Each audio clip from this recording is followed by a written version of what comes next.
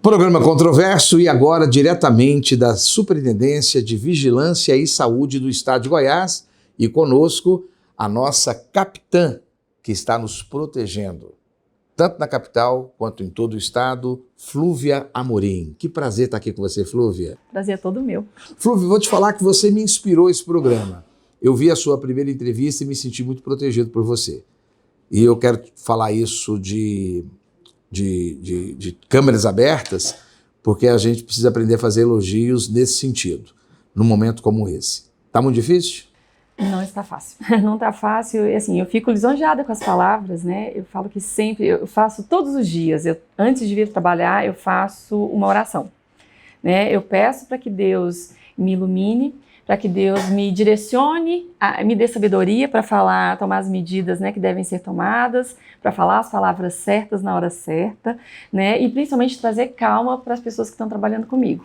A gente não está vivendo um momento fácil dentro, né, para os trabalhadores de saúde em geral, visto que os trabalhadores eles estão literalmente na linha de frente, seja enquanto aqui, superintendência, na organização, no monitoramento, na vigilância, seja nas unidades de saúde. Então, eu acho que é um momento para nós que está sendo um momento, eu vou dizer, único. Eu tenho 21 anos de profissão. Eu me formei em 98, né? Já estou indo para 22. É? Eu sou enfermeira. Eu sou enfermeira. Eu fiz mestrado em epidemiologia e medicina tropical com área de concentração em epidemiologia pela UFG. Você era diretora de epidemiologia de Goiânia, né? Isso, por 20 anos eu trabalhei no município de Goiânia. E você auxiliou na chegada dos brasileiros que estiveram na base aérea de Anápolis, né? Isso, os repatriados. Os repatriados.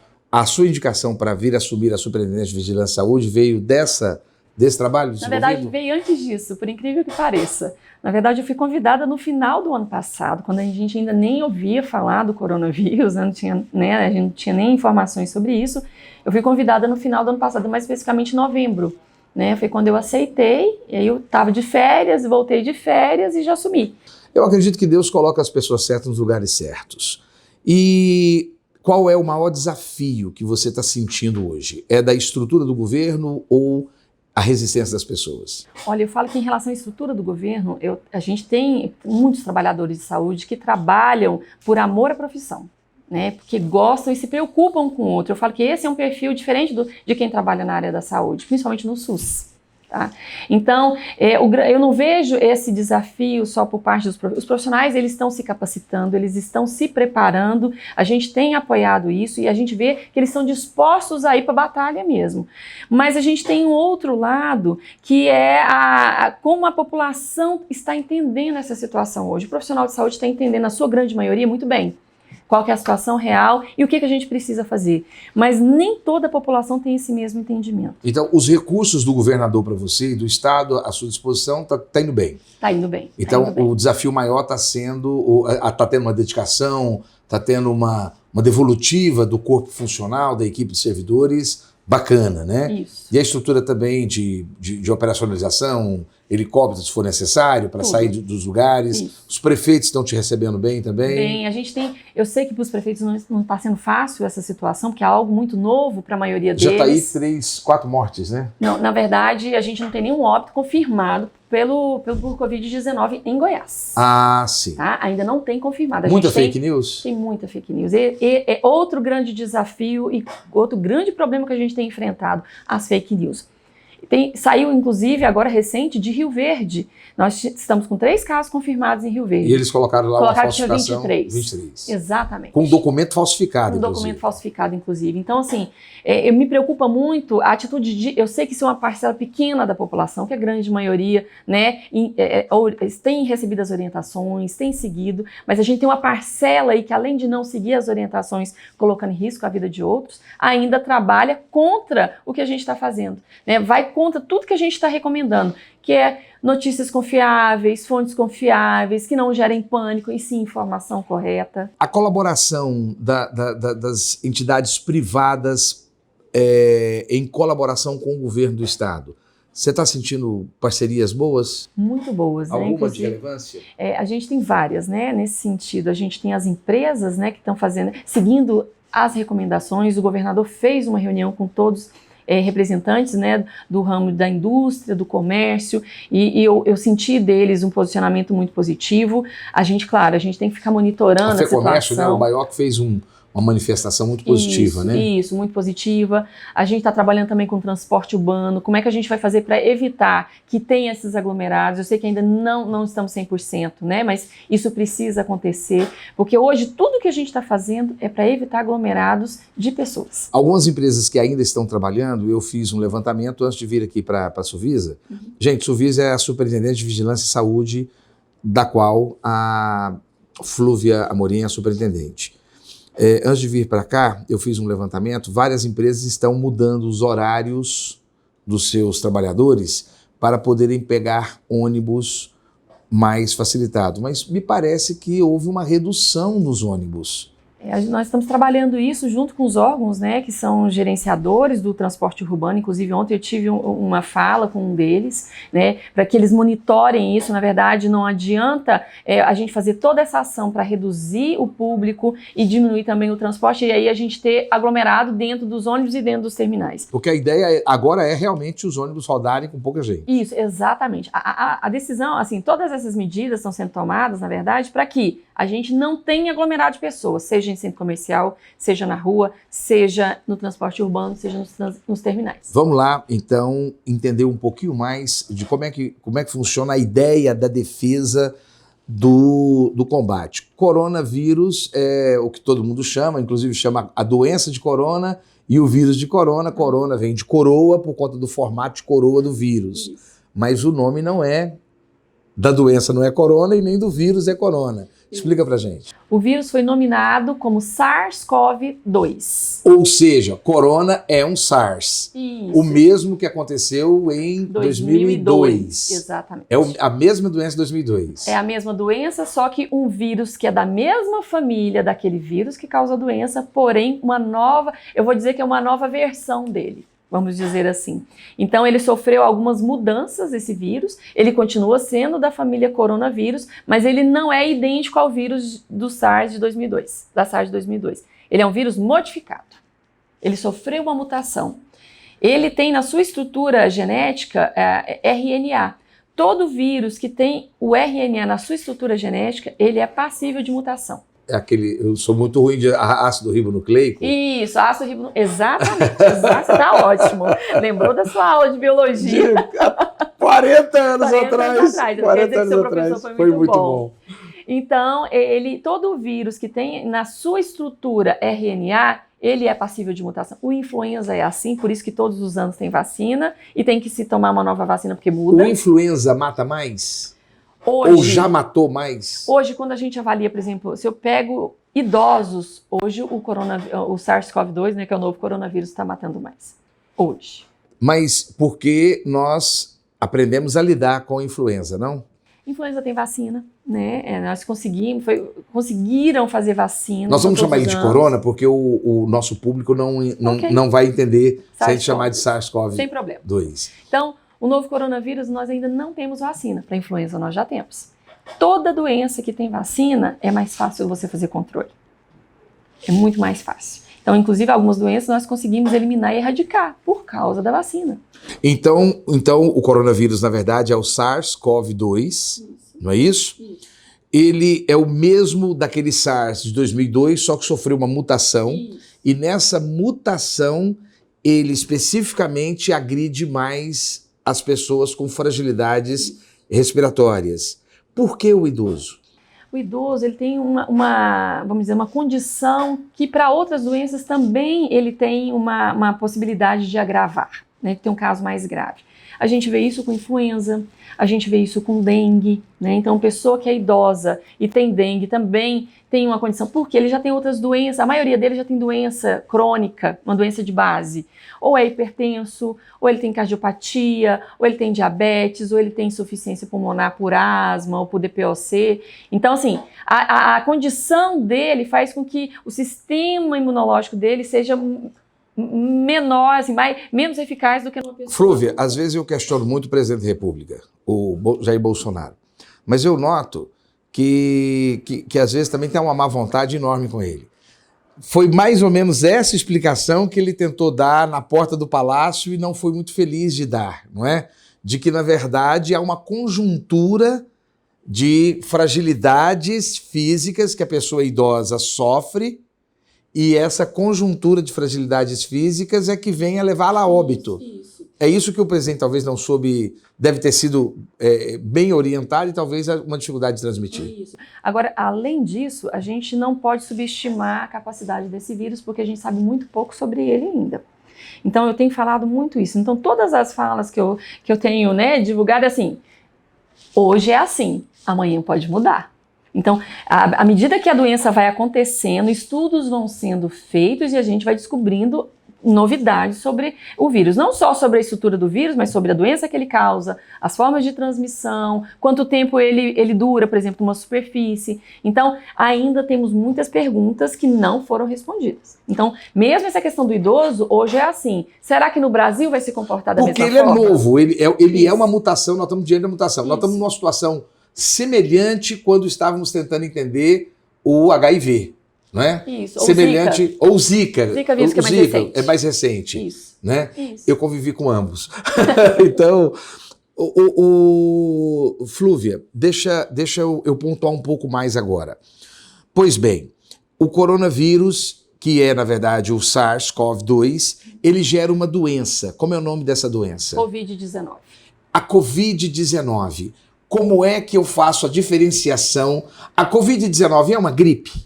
É uma gripe, né? É uma gripe. Os sintomas são febre, tosse, coriza, às vezes o espirro, dificuldade para respirar, que aí já é um sinal de agravamento. Então vamos agora para o nosso telespectador e para o nosso internauta, e eu vou fazer depois um recorte para multiplicar. Me diga como eu vou identificar uma diferenciação de uma gripe convencional. Meu filho estava com gripe há pouco tempo atrás, eu estava com gripe há mais tempo. Todos nós sabíamos que era uma gripe comum, porque nós sabemos o que é uma gripe. Me diga como é uma gripe e depois me diga como é a Covid-19. Iguais. Iguais. Não tem diferença. Não é possível nem a pessoa, né, o paciente... E a tal da tosse seca? O H1N1 também dá tosse seca. A gente tem vários outros vírus que causam essa doença respiratória, que também causa tosse seca. O surto do H1N1 já está totalmente controlado no Brasil? Não. Na verdade, o H1N1 passou a ser um vírus que causa gripe comum. Hoje a gente tem ele todo o ano inteiro praticamente. A gente monitora esses dados, né, aqui no estado de Goiás. Então, nós temos casos de H1N1 o ano inteiro. O que aconteceu? Diminuiu a quantidade de casos devido à vacina. Os poucos casos que tem, a maioria deles acabam não agravando, é um sintoma mais leve. Então a gente diminuiu o impacto desse vírus na nossa população, na saúde da nossa população, graças principalmente à vacina. Então hoje, mas ele ainda tem. Mas vamos voltar lá. Então como é que o telespectador e o internauta vai poder perceber a diferenciação do Covid-19, coronavírus da gripe da influenza, ou H1N1? Não vai ser possível diferenciar uma da outra. Como é que a gente tem trabalhado hoje para poder testar, por exemplo, para saber se a pessoa é suspeita de Covid-19 ou não? O Ministério lança protocolos, eles estão sendo atualizados, onde hoje quem tem tosse, com presença ou não de febre, e que foi contato de um caso suspeito, conhecidamente suspeito, ou de um caso conhecidamente confirmado, ele já entra como suspeito. Então eu faço uma coleta para saber se ele tem ou não o vírus.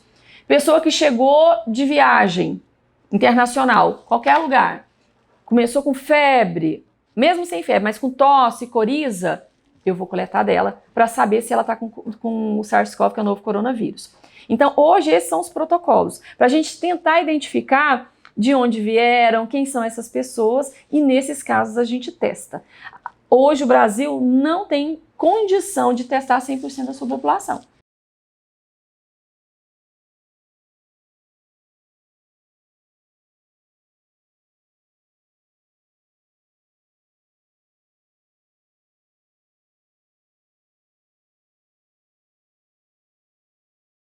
Acontece. No caso da Covid-19, o que os estudos, né, até agora que saíram têm mostrado? principalmente crianças, elas são portadoras assintomáticas. Ou seja, elas têm o vírus, mas elas não desenvolvem sintomas. Você vai criança até 11, 12 anos ou não? Não, até a adolescência mesmo. Até não só criança 13, mais, mas os adolescentes também. Então, mas o que acontece? Alguns estudos também mostraram que eles são portadores assintomáticos, mas eles têm uma capacidade de transmitir menor do que quem tem sintoma. Por quê? Quem tem sintoma, tosse, espirra, então toda hora está saindo gotícula de saliva, e quem não tem sintoma, não. Pode ser na fala, mas é uma quantidade muito menor. Então, criança tem muitas portadoras assintomáticas e jovens, né, que podem transmitir, mas com menos capacidade. E nós temos pessoas sintomáticas que dizem, esse sim tem um grande potencial de transmissão. Então, estamos caminhando para onde eu quero levar você e levar a consciência do meu telespectador, do meu internauta. Então, eu tenho uma doença que eu não consigo identificar a diferença dela. Essa doença não tem vacina, ela tem uma alta capacidade de proliferação. Eu queria que você explicasse um pouco essa alta capacidade de proliferação e se é diferente da HN1 e é diferente da influenza. Hoje, como eu falei, assim, é uma doença nova, então estudos estão saindo a todo momento. Então, algumas perguntas a gente não tem uma resposta definitiva, a gente tem uma possibilidade. Toda doença que é transmitida de pessoa a pessoa pela gotícula, ela é facilmente disseminada. Isso é fato. O novo coronavírus, né, SARS-CoV-2, que a gente tem visto até agora, é que a capacidade, a chance de uma gotícula de saliva de uma pessoa contaminada infectar a outra é muito grande. Isso a gente tem visto. Estudos no comecinho da epidemia falava que um caso poderia gerar 3, já tem outros falando que pode gerar até 4 casos. A gente hoje tem doenças que têm uma capacidade maior de transmissão. Vou te dar um exemplo do sarampo. Um caso gera 15, 18 casos. Uma pessoa pode transmitir para 15, 18. O que a gente tem visto do coronavírus, do novo coronavírus, é que chega 2, 4. Um caso gera 2, 4. É pouco, então. É isso. Se eu comparo com outras doenças, é pouco. A influenza é 1, 2. Então, assim, hoje o que a gente sabe é isso. Pode ser que mude. Né? Então, mas hoje o que a gente sabe é isso. Quando a pessoa se infecta, dependendo da idade, a grande maioria, né, dependendo da idade, por exemplo, os idosos, eles desenvolvem doença. Isso a gente tem visto. Ele infectou, desenvolve doença. Então, quanto mais velha for a pessoa, maior a chance dela desenvolver doença. Então, hoje a gente tem... Apesar que o general Heleno, ele... assintomático. Está assintomático, né? Aí vamos... Preparo físico. Exatamente. Eu tenho pessoas que são idosas, mas que tem preparo físico, condição de saúde muito boa, não é fumante, ele faz atividade física, tem boa alimentação, então ele tem uma condição de saúde melhor. Mesmo ele sendo idoso, ele não necessariamente vai desenvolver uma forma grave, entendeu? Em compensação, eu posso ter pessoas mais jovens, mas que têm imunidade frágil, ou porque está em um tratamento, né, algum tratamento que diminui a imunidade, ou porque ele tem enfisema pulmonar, ele é fumante, ele já tem problema no pulmão, ele tem problema cardíaco, ele tem um diabetes descompensado. Então, assim, vai depender muito da situação de cada um. Superintendente, e vamos então caminhar.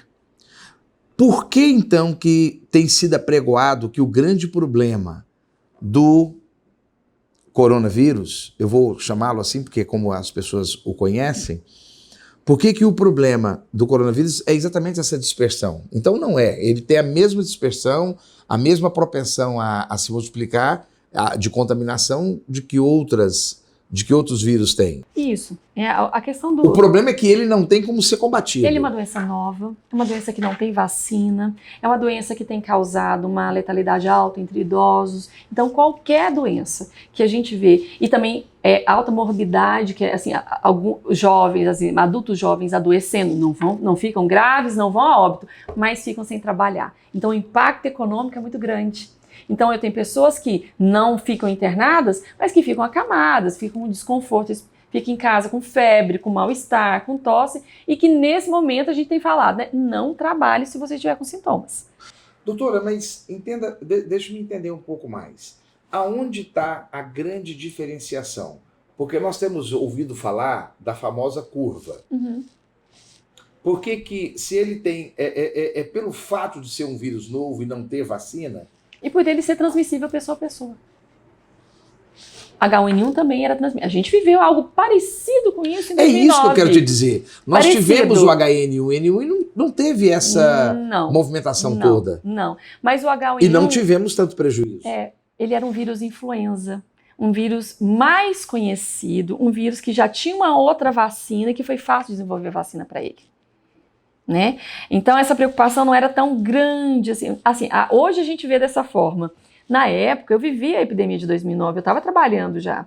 E assim, eu lembro que na época a nossa preocupação é porque a gente viu muita gente jovem morrendo, na época, gestante inclusive. A mortalidade materna aqui no estado aumentou, se você vê a curva da mortalidade, aumentou porque muitas gestantes morreram. No coronavírus, a gente não está vendo isso, a gente está vendo idosos. O H1N1 a gente viu jovens, gestantes. Doutora, eu tenho uma pergunta tão difícil para fazer e se a senhora não quiser responder, eu vou respeitar. Doutora, o fato de ser uma doença que iniciou nas classes altas da sociedade, naqueles com competência e capacidade de viajar, de se locomover, que tiveram grande interação política, não trouxe uma atenção maior para essa doença, não? Eu vou falar para você que eu acho que não, porque o H1N1 também começou assim. Tá? Na época de 2009, porque começou no México e Estados Unidos, então pessoas que viajavam para lá acabaram trazendo e isso espalhou o mundo afora. Então isso a gente não teve muita diferença. Eu acho que talvez o grande impacto do novo coronavírus foi primeiro que começou na China, onde você tem uma alta densidade populacional e onde os parques fabris das maiores empresas estão lá. Então o impacto que trouxe, principalmente na economia, o fato de ter começado na China foi muito grande. E isso acabou se propagando. Então a gente tem aí a propagação da doença, que é uma preocupação, porque, exemplo, a Itália está morrendo 400 idosos por dia. Mas a Itália está morrendo porque o pessoal não se organizou, não é isso? A Itália, o que a gente tem visto dos estudos, demorou. Houve um ceticismo da população ou um sim. ceticismo do governo? Eu acho que de ambas as partes. O governo demorou a tomar providência. Isso não sou eu que estou falando, tem estudos que já estão demonstrando isso. Então, cidades, né, estados onde a providência foi tomada, uma providência mais incisiva, mais forte, foi tomada mais cedo, a resposta foi melhor. A curva não subiu tanto. Então, na Itália, o que a gente está vendo isso. E a China, quando ela percebeu, e ela alastrou muito rápido, porque lá é muita gente, isso é fato, que lá tudo que acontece em proporções gigantescas, eles começaram, tanto que hoje ele conseguiu conter. Então já estão diminuindo gradativamente os seus números de casos. Mas no caso da coronavírus, né, do Covid-19, da doença Covid-19, ela tem um diferencial no impacto respiratório que obriga uma intervenção médica e abala o sistema médico, interrompendo o atendimento para outras... Que é a nossa preocupação. A senhora pode falar sobre isso? Posso. Então, hoje, o que mais nos preocupa em relação à epidemia, à pandemia, né, pelo novo coronavírus... Qual a diferença de pandemia e epidemia? Epidemia é quando você tem algo mais regionalizado, por exemplo, a nível de país ou de estado. Pandemia é quando você tem casos em todos os continentes. A vaca louca lá na Inglaterra. Não chegou nem a ser epidemia, né? Foi um surto, que foi não é, bem restrito. Surto é extremamente local. Vamos dizer, surto bem localizado, bem restrito. A epidemia numa proporção maior. E a pandemia quando ela já está sustentada em vários países e em vários continentes. É assim que funciona. Bom, a senhora ia explicar o risco no sistema de saúde, né? Isso. Então, a preocupação hoje é que, considerando que muitas pessoas podem ficar doentes, eu não estou falando nem de caso grave, eu estou falando doentes, que vão precisar, por exemplo, de uma internação. Isso pode colapsar os serviços de saúde. Então vamos lá para o pessoal entender, porque nós temos um ceticismo, e esse ceticismo há uma histeria desnecessária. Esse é o próximo assunto que eu vou trazer com a senhora. Há um ceticismo de que, olha, isso não tem tanta diferença dos outros problemas nossos, não. A senhora mesmo está dizendo que é uma doença parecida com outras que já tivemos. Mas nós temos um problema aqui. Primeiro, não tem vacina, não tem, tem profilaxia, né? Que é o cuidado que se tem. Com ele, realmente, a pessoa consegue se resguardar. Mas se houver convivência, ela vai se alastrar. Se houver um alastramento, as pessoas se contaminarão. Algumas serão assintomáticas, outras terão sintomas, e quem pode ter sintomas poderá ter sintomas graves. Nós temos uma comunidade de idosos, comunidade de pessoas que são jovens, mas que têm uma deficiência orgânica, E só temos 26 mil leitos no Brasil. A conta não fecha. Exatamente. Explica melhor isso aí. Quando a gente fala de leitos, principalmente falando de leitos de UTI, com necessidade de respirador, outra grande dificuldade dessa nova doença é que o paciente que chega a esse, que é cerca de 10 a 15%, que pode chegar à necessidade de um leito de UTI. Quando a gente vê esse leito de UTI, ele é um paciente de longa permanência. Ele não fica dias, ele fica semanas dentro da UTI. Então, eu não tenho rotatividade de leito. Esse é um outro problema que é a nossa preocupação. Então, a pessoa fica doente, se ela entra com necessidade de UTI, ela vai ficar muito tempo naquele respirador e muito tempo naquele leito. Então, nós temos um outro problema, é próprio do corona, porque uma gripe, influenza e HN1, 5 dias. Isso. E o corona? 7, leito de UTI, a gente tem pessoas com 1 semana, 2 semanas, às vezes. Então, esse já é um outro problema. Então, não dá tempo de tratar quem está e cuidar de quem chega. Exatamente. Então, se eu tenho muita gente necessitando de leito de UTI no curto espaço de tempo, eu não vou ter como atender. Doutora, na Itália, está deixando o pessoal mais velho morrer? Na verdade, eles estão tendo muita dificuldade. As notícias que a gente tem da Itália, eles não estavam tendo respirador mais para colocar. Estavam, inclusive, compartilhando respirador. Um respirador para 2 pacientes, porque eles não tinham respirador suficiente. Eu vi algumas notícias que a China, inclusive, está ajudando, dando suporte com profissionais, com respirador também. Então, o que aconteceu na Itália foi justamente o que a gente não quer que aconteça aqui. É muita gente doente ao mesmo tempo, muita gente nessa proporção necessitando de leito de UTI e sem leito de UTI suficientes. Existe histeria? Eu não sei se histeria seria a palavra certa. Eu acho que, na verdade, a gente precisa se preocupar, sim. A gente precisa ter preocupação, não banalizar. Mas a histeria, eu acho que a histeria remete a desespero, a falta, não uso da lógica, as pessoas começam a ficar realmente tomando providências e atitudes que não são corretas, porque não param para pensar. Então, acho que a histeria tira esse tempo para pensar e isso atrapalha. Então, preocupação temos que ter, sim. Quando eu entrei aqui, eu trouxe meu álcool gel. A nossa equipe de filmagem, ela, antes da senhora entrar, ela passou álcool gel em todo o nosso sistema.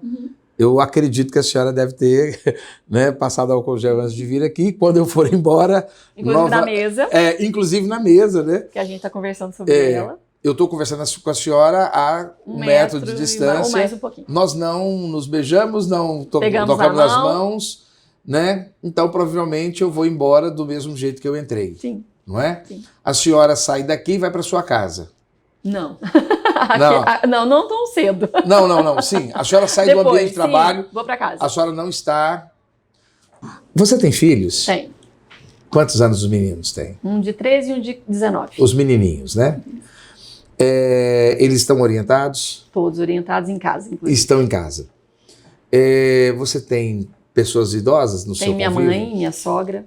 Quem faz as compras da sua mãe e da sua sogra? Minha mãe, antes de ir para a chácara, ela fez compras. Nós orientamos as duas. Elas foram para lugar remoto? Isso, lugar remoto. Uma está na chácara, uma chácara afastada, e minha sogra está num apartamento aqui na cidade. Isso não é frescura?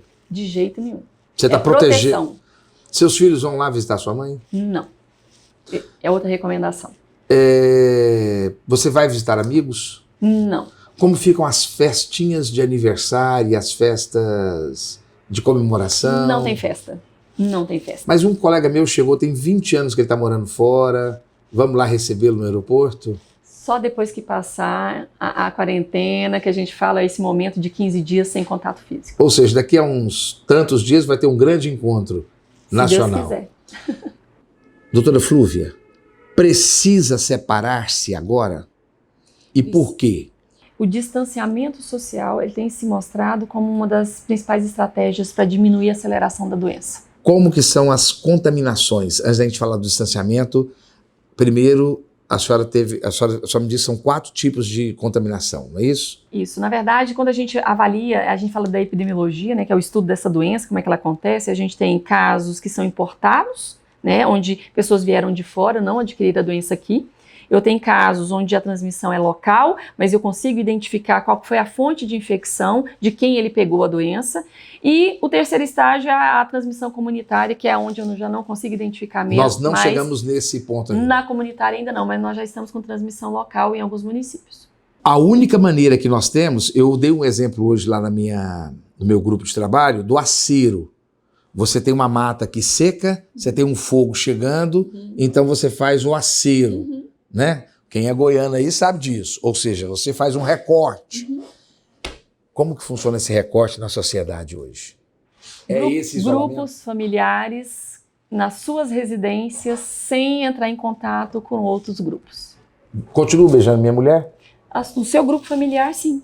Sim, no seu grupo familiar. A partir do momento que algum tiver sintoma, a orientação essa pessoa é precisa ser separada. Doutora, a gente não pode encerrar sem dizer como é o comportamento em relação à estrutura de saúde. Fique aí com as câmeras à vontade. Bom, a orientação hoje é que só deve se dirigir à unidade de saúde a pessoa que apresentar sintoma respiratório, né, febre, coriza, tosse e que tiver dificuldade para respirar. Eu faço muita pergunta para as pessoas quando elas me ligam, eu estou com gripe, eu preciso ir para a unidade de saúde? Eu falo o seguinte, antes do coronavírus, como é que você fazia? Não, antes do coronavírus eu tinha uma gripe, eu ficava em casa, né? Ficava de repouso, me alimentando bem. Então é a mesma orientação. Então só deve se dirigir à unidade de saúde quem tiver, além dos sintomas de gripe, dificuldade para respirar. Dificuldade para respirar, que eu falo aquela respiração ofegante, a pessoa anda um pouquinho, já está cansado, conversa, já fica cansado e que está com sintomas de gripe. Esse é orientado a procurar um serviço de saúde. Então, o grande diferencial, o grande toque é exatamente, ela gera uma dor? Dor às vezes, né, quando ela já está num grau mais avançado, mas inicialmente só a dificuldade para respirar para nós a gente fala assim, já é um motivo para ele procurar um serviço de saúde. Estamos agora nos minutos finais. Eu já entendi, porque tenho parentes na Itália, tenho parentes nos Estados Unidos, eu tenho missionários da minha igreja que estão na China. E nós sabemos como está a situação lá. E sabemos que as pessoas precisam ter um distanciamento. Eu vou perguntar uma coisa para a senhora. Quanto tempo a senhora acredita que nós devemos ficar ainda no estado de Goiás? O que nós devemos preparar nossa alma? A histeria não é necessária, porque não vai sair matando as pessoas. Isso aí já ficou claro aqui entre nós. E também não vamos pegar isso aí do ar, do nada. O contato é pessoa a pessoa. Isso, não é? Exatamente. Então, se eu evito o contato com pessoa, eu reduzo a possibilidade de contaminação. E c'est fini. Então, eu preciso ficar na minha casa. Eu não vou no cinema, eu não vou no parque, não estou de férias. Isso. Trabalho remoto, vou usar meu celular e meu computador para tentar ganhar meu dinheiro. Não é isso? Isso. Doutora, quanto tempo? Olha, a gente está com essas recomendações por 15 dias, elas serão avaliadas, né? Então, antes de terminar os 15 dias, a gente faz uma reavaliação da curva de transmissão, né? Se ela diminuiu, se ela se estabilizou ou não. E a gente tem alguns estudos que mostram que essa situação de alerta, de distanciamento social, às vezes não nessa proporção que a gente está agora, mas mesmo com recomendações, a nossa situação de saúde dure 2 meses, 3 meses, é uma média que eles estão falando para depois disso falar assim, não, agora está tudo normalizado. Agora, a intensidade dessas ações vai depender da nossa situação, a gente fala epidemiológica. Quantidade de casos que nós tivermos, a quantidade de pessoas hospitalizadas que nós tivermos, então tudo isso está sendo monitorado e avaliado. Eu gostaria de agendar uma entrevista com a senhora para o mês que vem, daqui a 30 dias. Sim. Fica agendada? Fica agendado. E você, telespectador, você internauta, eu gostaria muito que você refletisse, talvez você não tenha alguém do grupo de risco em volta de você. Talvez você não seja do grupo de risco, mas nós precisamos, como nunca, termos humanismo, pensarmos coletivamente. Nós gostaríamos muito aqui do programa Controverso de animar você a preparar seu espírito, preparar sua alma, para que você tivesse 2, 3, 4, 5 meses, o tempo que for necessário, convivendo com os seus, na sua casa e evitando contatos, para que nós possamos ter resultados muito mais positivos do que tiveram os nossos irmãos de outros países. Doutora, um grande prazer ter estado aqui com a senhora. Obrigada. A senhora quer deixar uma palavra de otimismo aqui, uma frase final? Fique à vontade. Na história da humanidade, por várias vezes, a humanidade passou por momentos difíceis, seja por doenças, seja por guerras, e o que a gente vê é que sempre fica algum legado depois dessas situações difíceis. E eu acho que o mundo, do jeito que ele estava, as pessoas do jeito que estavam, eu acho que agora é o momento da gente repensar a nossa relação com o outro, a nossa relação, a nossa preocupação com o próximo. Então, é nesse momento que a gente pensa que não adianta eu ter o melhor carro, não adianta eu ter a melhor casa, porque todos vão ficar do mesmo jeito dentro das suas residências com as suas famílias, sem poder viajar, sem poder andar. Então, talvez esse seja o momento da gente refletir mesmo. Como é que nós estávamos nos comportando com as nossas famílias, com os nossos amigos, com as pessoas que vivem com a gente, né? E a gente vai ter esse momento de refletir, né? E às vezes, depois disso, a gente todos se tornarem pessoas melhores. E essa foi Flúvia Amorim, superintendente de Vigilância e Saúde. Muito obrigado. E você está no Controverso, você está no lugar certo. Permaneça conosco. Em Goiânia, desde 2010, a Capital Mídias é hoje uma das maiores empresas de mídia exterior de Goiás. E por ser a mais completa do segmento, é a única que oferece 4 mídias: painel de LED, painéis iluminados, outdoor e painel rodoviário. Por 4 anos seguidos, a Capital Mídias ganhou o prêmio Os Mais Influentes da Comunicação de Goiás e se tornou referência quando o assunto é mídia exterior. Capital Mídias, a gente anuncia, você vende. De volta para o Controverso, o Covid-19, coronavírus, provocou uma intensa movimentação na nossa sociedade. E para a gente poder analisar um pouco sobre esse assunto, é que eu convidei Danilo Orcida, advogado, sociólogo e economista. Seja muito bem-vindo, Danilo. Obrigado pelo convite, registro uma boa noite a todos que nos assistem. Danilo, você é cidadão italiano e você acompanha de perto o desdobramento das operações que o governo tem feito, de combate que a sociedade italiana também tem feito. Você pode trazer um pouco dessa perspectiva? Como que foi o desdobramento, como que foi dentro da sociedade italiana, os impactos que o coronavírus trouxe ali? Olha, eu acredito que esta crise, ela sinaliza o quanto hoje o mundo é global, né? Já que esta crise nasce na China como algo local e a partir de então ganhou tamanha repercussão a nível global. Não só no aspecto da saúde pública, mas também no aspecto da economia global como um todo. E temos experiência de países que enfrentam o ápice da situação, a China, por exemplo, cuja situação nasce lá no mês de dezembro, e hoje já consegue enfrentar uma situação mais estável. Tivemos também o segundo país com o maior número de mortes, que é o caso da Itália. Então, na Itália, de início, houve uma medida muito semelhante à adotada no Brasil, na tentativa de diminuir o fluxo de pessoas, a organização de eventos públicos, né? De modo que não se permitisse a difusão dessa doença. Porém, acredito que não foi o suficiente. Muitos interpretaram a situação como sendo um factoide ou algo que estava sendo alardeado de uma forma desnecessária. E, de fato, hoje temos aí, no intervalo de 3 semanas, na Itália, a título de exemplo, tivemos de 3 mortes para quase 3 mil mortes em um intervalo muito curto. É exatamente isso que eu gostaria de analisar com você. Não era de se esperar que uma sociedade com a cultura que a Itália tem tivesse uma resposta melhor? Olha, eu trago essa comparação do sistema italiano e brasileiro. Na Itália, o sistema de saúde italiano, ele tem um contato muito direto. Tanto é verdade que o Brasil copiou esse sistema chamado SUS, Sistema de Medicina da Família, do modelo implantado na Itália. Lá, o cidadão ele tem uma referência direta em relação ao seu médico. Lá existe a figura do médico da família. A relação médico-paciente ela é nominal. E eu vejo, ainda assim, existindo um sistema, uma estrutura muito mais eficiente, e aí coloco isso como uma reflexão. O país enfrenta o que é uma realidade, uma situação em que tem que eleger quem vai sobreviver ou não. Explica isso para o nosso telespectador e para o nosso internauta. Que hoje é um fato enfrentado já existe uma orientação no sentido de que pessoas acima de 80 anos, elas já não são prioridades para atendimento no sistema de saúde. A ideia é preservar a vida agora dos mais jovens. Olha só, gente, o que acontece? Nós já conversamos isso nas outras entrevistas que nós fizemos sobre esse assunto. A grande questão é, nessa pandemia, ela tem um alastramento exorbitante e ela sufoca o sistema de saúde.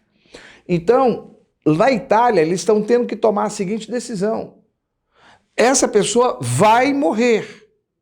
Não adianta atender essa pessoa, porque eu estou condenando ela e estou condenando a outra qual eu posso atender. Então essa eu deixo para morrer em casa e vou tentar sarar a outra. É isso? Exatamente isso.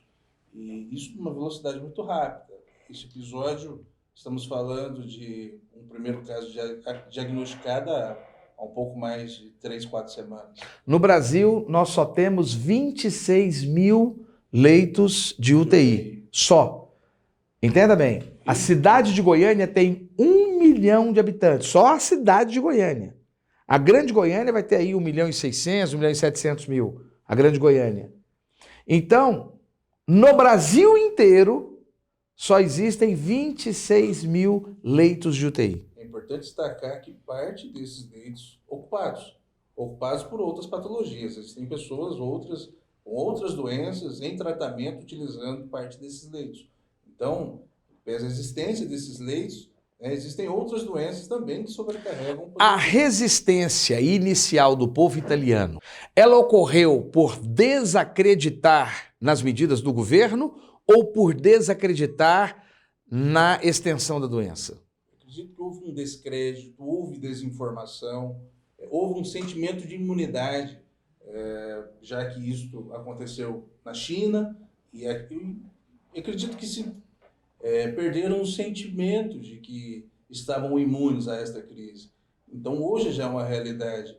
Na mesma velocidade com que se tem a difusão, a propagação desse vírus, nós temos aí o número, na mesma velocidade, o aumento do quantitativo de pessoas que padecem, que falecem em relação a essa doença, cuja vacina está em processo de análise. A medicina ainda não tem uma terapia suficiente para... Você consegue fazer alguma outra avaliação de algum outro país para a gente? Eu acredito que os Estados Unidos, de igual forma, têm enfrentado uma situação muito semelhante. Inclusive com força policial firme, né? Agora, a Organização Mundial de Saúde é que tem orientado no sentido de restringir o fluxo de pessoas, de restringir eventos públicos, de modo que isso permita o achatamento do número de infectados, né? De modo que isso não permita essa explosão de uma forma tão concentrada, que é o que acaba resultando na sobrecarga do poder público, na sobrecarga dos leitos de UTI que estão indisponíveis. Danilo, você é sociólogo e economista, além de advogado. Por que se politizou tanto essa questão e se essa politização atrapalhou uma rápida resposta uma melhor resposta de combate à propagação dessa doença? Acredito que o momento agora exige informação. Não estou falando só do Brasil, não. Acho que o momento exige informação, o momento exige o afastamento desta ideologia, desta politização da matéria, já que estamos falando de uma questão de saúde pública, né? E existem questões já de cunho científico. Uma das questões que reforço, as medidas de restrição de fluxo de pessoas, como fechamento de aeroportos, como fechamento de escolas, de estabelecimentos comerciais, essas medidas foram orientadas pela Organização Mundial de Saúde. A Organização Mundial de Saúde que tem colhido experiências dos países que já pegaram o ápice dessa crise, e o Brasil está no momento nascedor. Certo, mas essa é a orientação técnica. Sim. O que eu quis falar é sobre a questão de politização. Nós temos um Donald Trump no início, que ele ficou totalmente cético em relação à propagação do vírus corona e do impacto que ele teria sobre a sociedade americana. E me parece que ele cedeu agora. E cedeu ao ponto de que os estados americanos estão combatendo com força, com violência. Não é para se reunir na praia e a polícia está chegando com vontade mesmo, esse impedimento. Esse ceticismo também aconteceu na Inglaterra. Esse ceticismo, eu acredito que é o sentimento que ainda comete muitos aqui no Brasil. Então, é importante esclarecer a relevância da situação. É importante esclarecer que estamos diante de uma situação que, no Brasil, estamos diante dos primeiros casos de óbito e primeiros casos de diagnóstico, mas enfrentaremos nos próximos 30, 40 dias o ápice dessa situação. E é uma crise que o próprio Ministério da Saúde tem se posicionado que perdurará pelo período... Então você não acha que houve um conflito político? Você acha que é tão somente uma questão de saúde pública? Você não enxerga que houve um conflito político? Por exemplo, uma primeira questão entre americanos e chineses. Não, nesse aspecto, não. Agora, que há uso político da situação... É isso, é essa a minha questão. Às vezes, para colocar isso dentro da pauta do dia, justamente nesse clima, aí falando de Brasil, que vivemos um país dividido do nós contra eles, e acredito que isso, nesse momento, não comporta o caso. É importante nos atentarmos à situação, atentarmos à questão técnica das medidas que estão sendo orientadas e, nesse intervalo de 15 dias, que é o primeiro momento que é crucial para o desdobramento, né, sobre a questão da difusão desse vírus na sociedade, acredito que é importante agora seguir as medidas orientadas pela Organização Mundial de Saúde. Eu concordo 100% com você. Ou seja, que existem discussões políticas e que essas discussões políticas, nesse momento, são menores porque vidas humanas estão em jogo. É mais ou menos essa a sua ideia? E é natural que essas decisões de redução de fluxo tenham impacto direto na economia. Quais impactos que nós podemos esperar na economia, esse fechamento? Agora vamos falar do Brasil, só temos mais 5 minutos. Que impacto que nós podemos esperar esse fechamento da economia brasileira, visto que o povo sem circular também não circula dinheiro? Exato. A economia nada mais é do que a interação de 3 agentes. De um lado nós temos as pessoas, as famílias, as empresas, e de outro lado o governo. Entenda o governo nas 3 esferas, federal, municipal e estadual. Então a economia nada mais é do que a interação desses 3 agentes. Agora, neste momento, a importância do governo se revela, porque as empresas estão fechadas, as pessoas estão deixando de consumir, porque elas estão no momento de quarentena, e comportará o governo a adotar medidas de estímulo à economia, né? Já tivemos algumas medidas de injeção de recursos, já tivemos medidas de desoneração tributária. Hoje foi declarado pelo governo a postergação do pagamento... Nós estamos gravando no dia 17 de março, na terça-feira. Exato. Então, foi declarado já de forma oficial as empresas inscritas no Simples. Eu vejo que dos empresários, o micro e o pequeno é o que mais sofre. Então, o governo, como uma forma de diluir este prejuízo, já postergou para 3 meses à frente o pagamento dos tributos das empresas inscritas no Simples Nacional. Mas a primeira empresa que ele chamou foi as empresas, as companhias aéreas, né? Alguns setores sofrerão também, em especial o setor do turismo, com esta restrição de transporte de passageiros. O setor enfrentará cancelamento em massa, certamente, de viagens. Então, é o setor que mais sofre. O setor aéreo, o setor de turismo. A inflação deve subir? Acredito que não. Em termos gerais, ao longo dos próximos 30 dias, eu creio que neste primeiro semestre nós teremos um período de desaceleração muito grande na economia, decorrente de toda essa paralisação. O dólar deve continuar ainda no patamar de R$ 5 reais? Acredito que o dólar chegou a um ponto de saturação. Deve por um tempo... Porque, na verdade, o dólar já estava nesse efeito de fortalecimento antes da disseminação do vírus corona, né? por conta de questões externas, Sim. não é isso? E é isso aqui, nós precisamos ter uma honestidade intelectual aqui no programa Controverso. Não creio que haja muita responsabilidade da economia brasileira, e aí eu quero falar do presidente Bolsonaro e do ministro Paulo Guedes, em relação ao desvalor do real em relação ao dólar. Isso aí independe da criatividade interna, estou certo? Agora o governo tem medidas. Mas estou certo em relação a isso?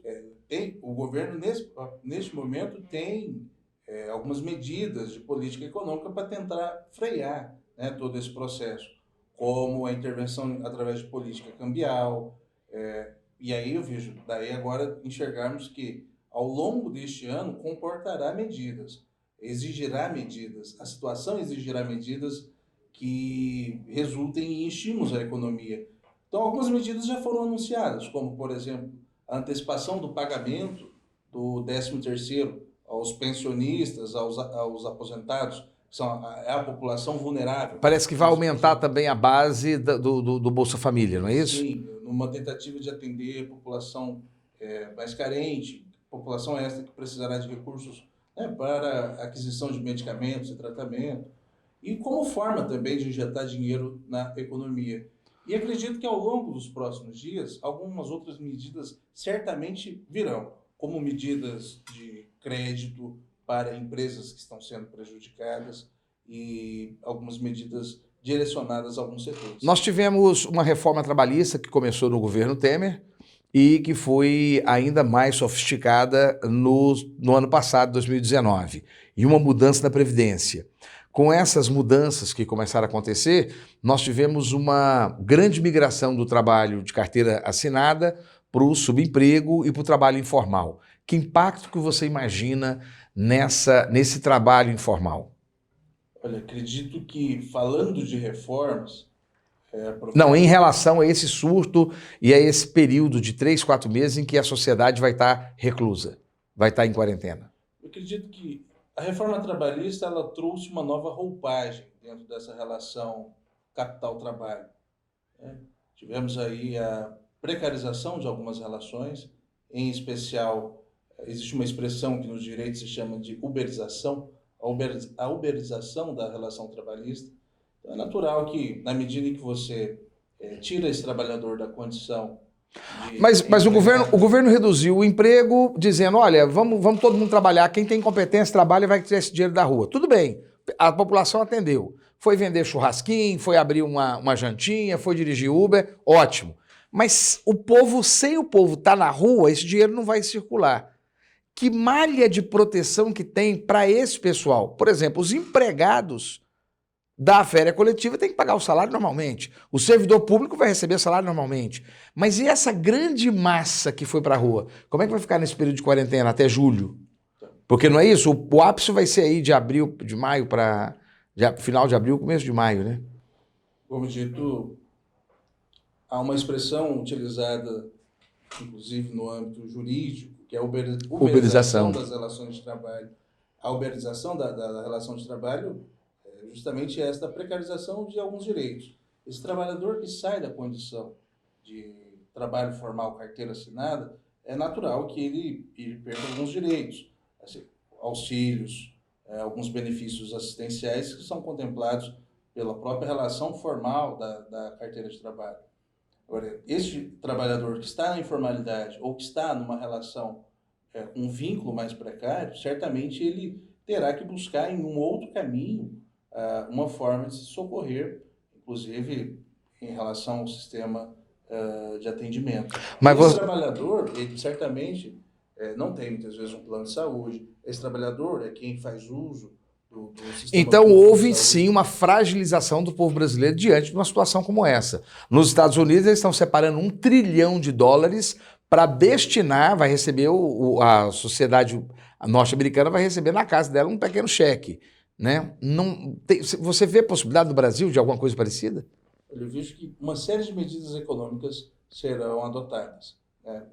Já se começou aí a sinalizar medidas para estímulos específicos, como forma de fomentar a economia, e Acredito que isso deverá ocorrer ao longo dos próximos dias e aos próximos meses. Eu tenho muita coisa para te perguntar, mas o tempo não me permite. Mas eu quero terminar com uma pergunta importantíssima. O programa de hoje chama-se Coronavírus, Verdades e Mitos. O grande mito que nós estamos enfrentando é que a China tenha providenciado esse vírus para tomar conta da economia mundial. Qual a sua opinião sobre isso? Acredito que isso é um factoide tão grotesco quanto a teoria da conspiração de que a Terra é quadrada. A Terra não é quadrada, ela não é plana? Ou tão grotesca quanto a desinformação das teorias de Nostradamus e coisa do gênero. Mas então a China... Agora, é natural que num ambiente econômico, alguns players envolvidos dentro dessa realidade ganham, outros perdem. É natural, por exemplo, quem está ativo dentro de investimentos aí em bolsa de valores, no cenário de queda é o melhor cenário para investimento.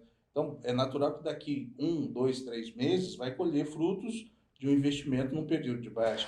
Então, existe muita conspiração, teorias que vão surgindo, sim, e isso tira o foco daquilo que é relevante, daquilo que é importante, que é a informação clara e precisa ao cidadão de que esta é uma situação que merece uma atenção. O pessoal fala que a China saiu para comprar o mundo. Aí você tem uma pergunta importante, né? Que China que saiu? Que China que saiu? Exato, e é uma China que também enfrenta esta situação. Agora, acredito que a China, ela enfrentou uma situação, o ápice desta situação, em dezembro, janeiro. O Brasil começa a enfrentar este caso de uma forma tardia. Nós estamos, digamos que, entrando em um cenário que eles vivenciaram 2, 3 meses atrás. Então, é natural que é um país com uma capacidade de resposta muito rápida. Nós estamos recebendo nos nossos WhatsApp, eu entendo, eu estou correndo um pouquinho por causa do tempo. Nós estamos recebendo nos nossos WhatsApp toda uma série de teorias de gente muito considerada, jornalistas inclusive, demonstrando que todos os últimos grandes casos de epidemias, a China saiu muito mais rica do que entrou. É uma capacidade da China de reversão ou ela tem uma capacidade de previsão? Olha, a China demonstrou o quanto ela tem uma certa eficiência. Isso decorre até de uma expertise criada em relação a situações desastrosas. No caso em questão, em 10 dias ela conseguiu construir um hospital. Algo impensável. Será que ela não estava preparada para isso? É dentro dessa teoria da conspiração, ela não estava preparada para isso? Nós estamos falando de um país extremamente populoso, em que esta eficiência econômica ela é natural, até mesmo da própria condição da população, da inúmera quantidade de pessoas que se tem nesse país. Então, é impensável a construção de um hospital público em 10 dias no Brasil, até mesmo no Ocidente. Mas isso, a China é conhecida não só pela construção de hospitais, mas de estradas, portos, aeroportos, e um tempo rápido, um tempo recorde. Então, eu acredito que a capacidade de solução do país para enfrentamento do problema, e sabendo que o ápice da situação já foi há 2, 3 meses, certamente ela conseguirá galgar uma recuperação de uma forma mais rápida do que outros países. E esse foi Danilo Orcida. Danilo, uma mensagem de otimismo para o nosso telespectador e nosso internauta. Eu acredito que nós estamos diante de um momento sazonal, um momento que merece atenção, sim, mas um momento passageiro. Eu acredito que é na crise que encontramos as soluções. Através das guerras nós encontramos o desenvolvimento tecnológico. Através dessa crise de saúde, o mundo está se mobilizando. Eu acredito que isso será um marco até mesmo para a evolução da própria medicina. Então, estamos diante de uma situação sazonal e em breve a expectativa é que isso esteja resolvido. E esse foi o programa Controverso. Eu espero você no nosso próximo encontro. Você está no lugar certo.